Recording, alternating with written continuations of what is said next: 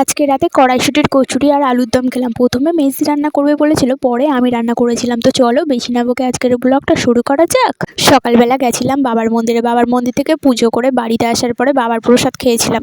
আর যেহেতু সোমবার, প্রসাদে চিড়ে আর ফল ছিল। আমার জন্য 2 টুকরো শাকালু আর চিড়ের প্রসাদটা রেখে দিয়েছিল, বাদ বাকি ফলটা মেজদি আর মা খেয়ে নিয়েছিল। তো শাকালুটা আমি আগেই খেয়ে নিয়েছিলাম আর চিড়েটা তার পরে খেয়েছিলাম। তার কিছুক্ষণ বাদে আবার সকালবেলা খেতে বসে পড়েছিলাম।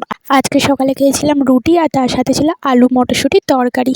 তো সকালবেলা খাওয়া দাওয়া হয়ে গেলে আমি আর মেজদি দুজনে মিলে মাছ কিনতে যাওয়ার জন্য বেরিয়ে পড়েছিলাম। তো চলো যেতে যেতে একটু কমেন্ট পড়ে নেওয়া যাক। প্রিয়াসী আর খোকন এরা দুজন আমার ব্লগে নাম নেবার কথা বলেছিল। তো আমার বেশ অনেকগুলো ব্লগেই বারবার করে কমেন্ট করেছিল নাম নেওয়ার জন্য। তো কিছুটা দূর গিয়ে তরিকুল কাকু আর বাসু কাকুর সাথে দেখা হয়ে গেছিলো। প্রথমে তরিকুল কাকুর কাছে গেছিলাম মাছ নিতে, 3-4টা মাছ নিয়েছিলাম আর তারপরে বাসু কাকুর কাছ থেকে ফুল নিয়েছিলাম। সবজিও নেওয়া ছিল, কিন্তু কি নেব না নেব বুঝতে পারছিলাম না। সেই জন্য ভাবলাম পরের দিন মার কাছ থেকে শুনে এসে তারপরে বাজার করলে হবে, কোনো আজকের মতন তো নিয়ে নিই। বাজার করে বাড়িতে আসার পরে ফোন দেখছিলাম। তারপর ঠিক দুপুর টাইমে দিদা দেখি ফোন করে বললো যে একটু তরকারি নিয়ে যা। সেই জন্য আমি আর মেজদি দুজনে মিলে গেলাম দিদার বাড়িতে তরকারি নেওয়ার জন্য।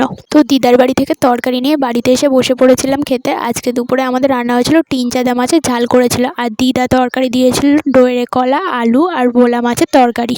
কিন্তু ভোলা মাছ আমার ঠিক খেতে ভালো লাগে না, সেই জন্য মাছটা মা আর মেজদি দুজনে মিলে খেয়েছিল আর আমি তরকারি খেয়েছিলাম। তো দিদা যে কলা তরকারি দিয়েছিল ওটা খেতে বেশ ভালো লাগছিল। আর মা যে মাছের ঝালটা করেছিল, মাছটা তো আমার খেতে ভালো লাগেই, ঝোলটা একটু বেশি হয়ে গেছিলো, এমনি খেতে খারাপ হয়নি। তো যাই হোক, দুপুরবেলা খাওয়া দাওয়া হয়ে গেলে আর তারপরে হাতে একটা খাবার নিয়ে আমি আর মেজদি দুজনে মিলে বেরিয়ে পড়লাম দিদার বাড়িতে যাওয়ার জন্য। দিদার বাড়িতে গিয়ে খাবারটা খেয়েছিলাম পার্কের মতনই, পার্কের উপর যেটা চকলেট দেওয়া থাকে, আর এটা দুধের মনে ছিল কি মিল্কি ব্লাস্ট না কি একটা খাবার ছিল, অতটাও টেস্ট না। তো যাই হোক, ওটা খাওয়া হয়ে গেলে তারপর আমি আর মেজদি দুজনে মিলে চেয়ার নিয়ে রাস্তার ধারে বসে পড়েছিলাম। আর দিদা তখন দুপুরে ভাত খাচ্ছিল, তারপর দিদাও এসে আমাদের সাথে বসেছিল। তো বিকালবেলা পড়াতে যাওয়ার টাইম হয়ে গেলে চলে গেছিলাম। বিকালবেলা পড়াতে পড়িয়ে বাড়িতে আসার পর দেখি মেজদি সন্ধ্যেবেলা কড়াইশুঁটির কচুরি আর আলুর দম করবে তাই তোড়জোড় করছে। কিন্তু সন্ধে হওয়ার পরে রান্না করতে বসলাম আমি। সন্ধ্যের আগে পর্যন্ত ঠিক ছিল যে মেজদিই রান্না করবে, কিন্তু ওর পা যন্ত্রণা করছিল তাই মা বললো আমাকে আলুর তরকারি করার জন্য। সব কিছুই গুছিয়ে রাখা ছিল, শুধু একটার পর একটা জিনিস দিতে হবে আর নাড়তে হবে, সেই জন্য মা আমাকে বলেছিল। তো আলুর দম করা হয়ে গেলে মেজদি কচুরিগুলো বেলে দিয়েছিল আর আমি তেলে ভেজে নিয়েছিলাম।